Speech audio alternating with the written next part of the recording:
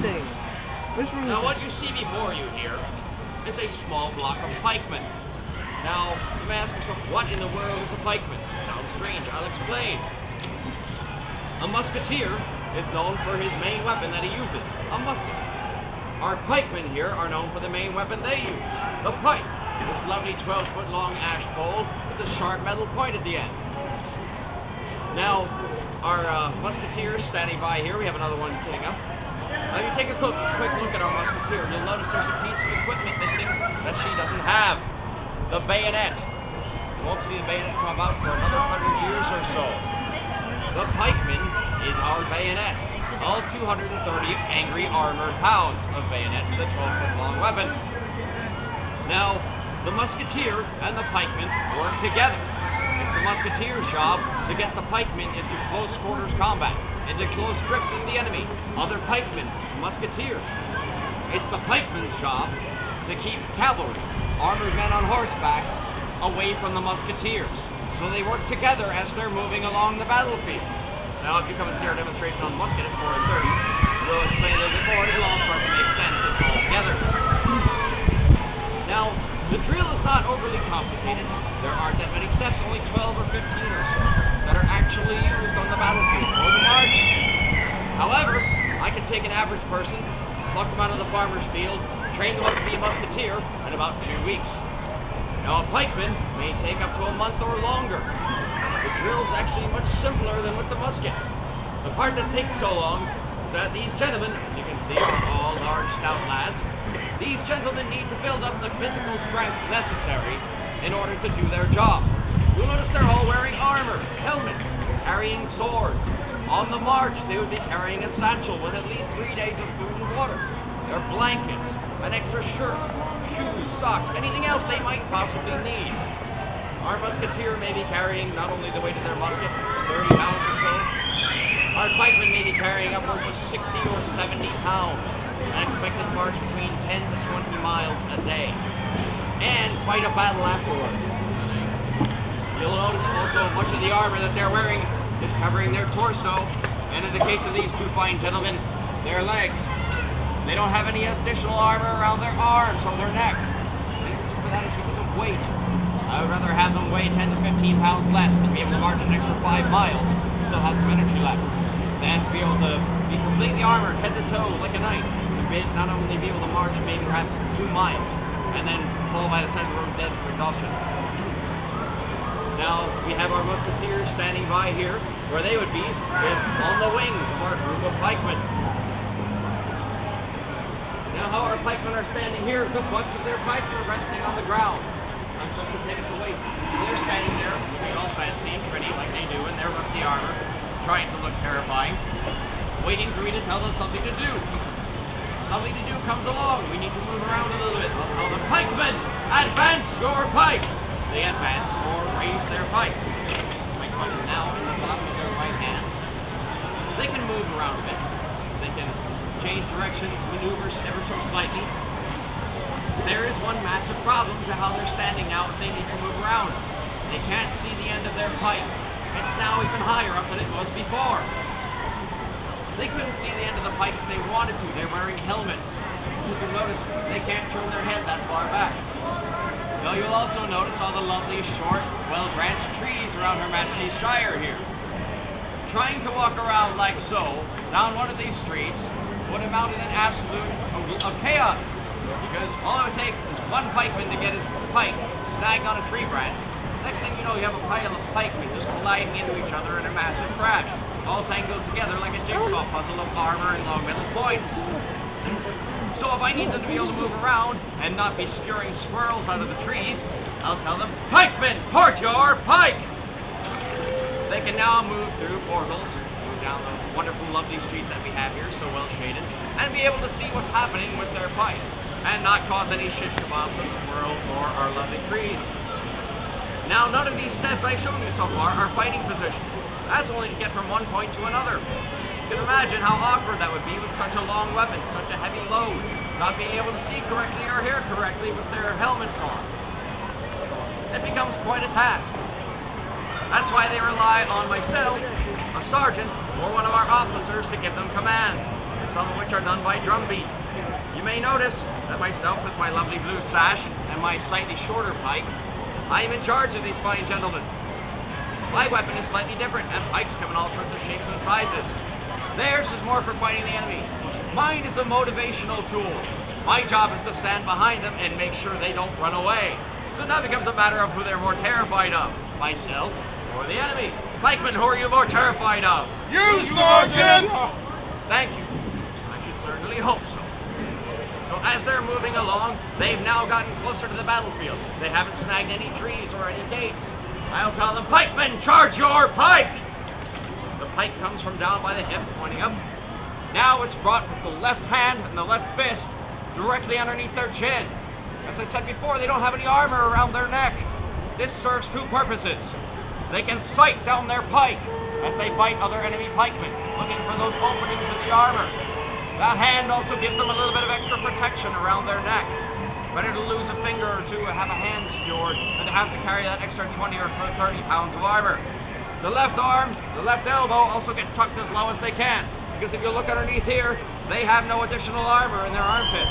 So all their vital organs are easily accessible. They're lucky that arm will stop a pike point. It all becomes a matter of covering ground and weight. Now they're moving slowly into close quarters with the enemy. When it comes time for them to actually fight, I'll tell them, Pikemen, lay on! Yeah! And they will thrust their pike forward with their deadly battle cry, hopefully causing a shish kebab at the other end. Now it's not like a shish kebab skewer, as you may notice. They brought their pike back out. They're going to repeat this process several times until either the enemy runs away or there are none of them left. So I'll say, Pikemen, lay on! Yeah! Lay on! Yeah! Lay on! Yeah! And they do a lovely job of it there. Now, pikemen, advance your pike!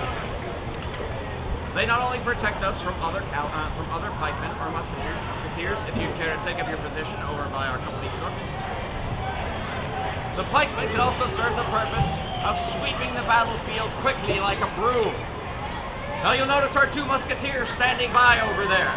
They're taking shots at our pikemen, like they do, from the other end of the battlefield. Our pikemen need to whisk them away quickly. So I'll tell them, Pikemen, by the general advance, charge, pike! Pike's now down at the waist. They can see the point, they can move quickly. They can walk in a straight line with great speed. So I'll tell them, Pikemen, by your right hand, wheel, front of march, march, on! Swiftly now, lads. March to the fore, and our musketeers run away in terror. Prepare to stand, stand! Now that's all fine, well and good against other musketeers. It's a little sloppy, but it's fast. Now pikemen moving against another block of pike, I would say, Pikemen, advance your pike! Face your body by the right hand about! Charge your pike! And now it comes back underneath the chin. They can aim. And I'm going to have them move forward in a large block of a heavily armored juggernaut. Say, Pikemen, at the Swiss step! Prepare to march! March on! St. George! St. George! They're all St. set, George! same St. step. George! In one straight line. St. Slow, George! St. smooth, George! methodical, and St. terrifying. George! Also hear their armor clanking. Multiply that by 100. This is how many they would have in their block. Prepare to stand! Stand! I only let them get so close before I start to get terrified. Now, as I said, you would be in a block of 100. To give you an example, pikemen, advance your pike! Face your butt as you are by your left hand wheel, prepare to march! March on! Prepare to stand! Stand! Face your body by the right hand! Charge! Pike! This is something more than what it would look like. You still have another 7 rows behind them. As you can see, there's overlapping layers of pike points. Should I be trying to fight them? Should I be trying to fight them with another pike or whatever weapon I happen to have in hand? I may get past this first fellow. You'll notice I'm well inside of his range. There's nothing he can do to me apart from beat me about the neck and head with his pike shaft, which wouldn't feel good. However, it's not going to do that much. This fellow right here, he has a prime target right on me.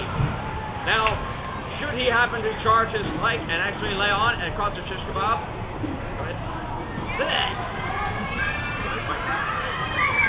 I die. They're all safe. Say I make it past him. I might get a shot or lucky shot in or two on this fellow. He falls over dead. Guess who takes over? That man in the third row now lowers his pike on the nice vulnerable soft spots on my unarmored self and does what he does best and lays on. Also causing a shish kebab.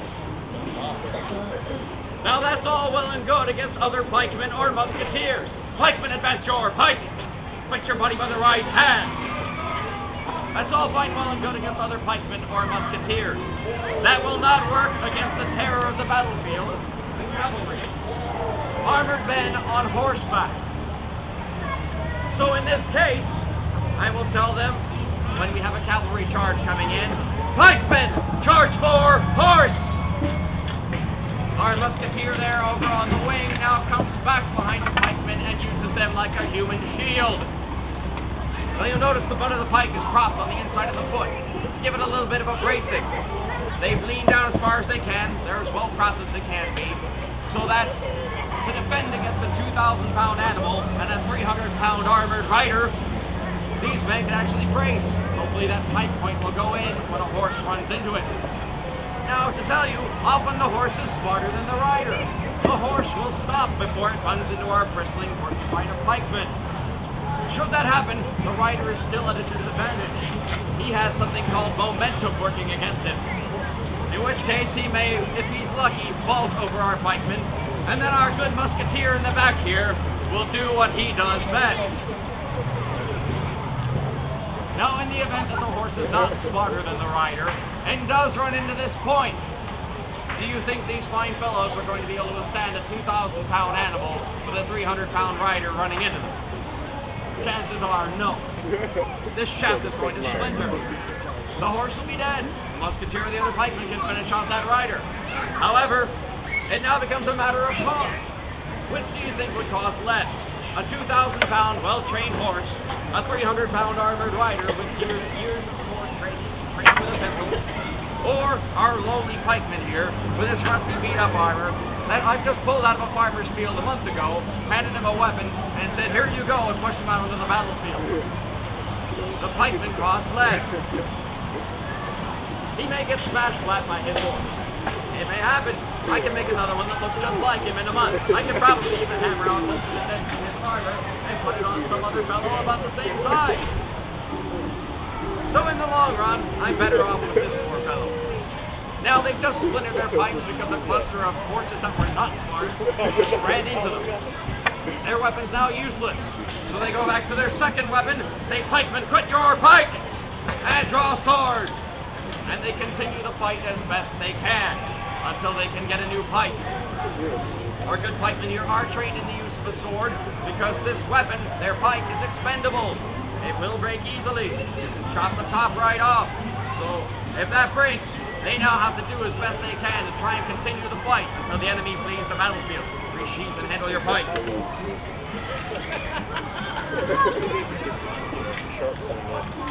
Advance your pike! Pikemen, salute your audience! Thank you, ladies and ladies. It's an absolute pleasure being here for you today. I hope you have enjoyed it. Advance your pike! If you have any questions, our pikemen are now safe and relatively unloaded. I ask that you please try not to feed the pikemen and try not to make any sudden movements with shiny objects, as they may become distracted. They are trained, however, they are not paid. So feel free to come up and ask us questions. Try and see what you can figure out about these fine gentlemen. In addition, at 4:30, we are doing a demonstration on our good musketeers over here, so you can see exactly what they do. It's much louder and scary. Thank you all. Any volunteers who want to learn how to do this, learn how to hurt their friends at home, we do have training fights.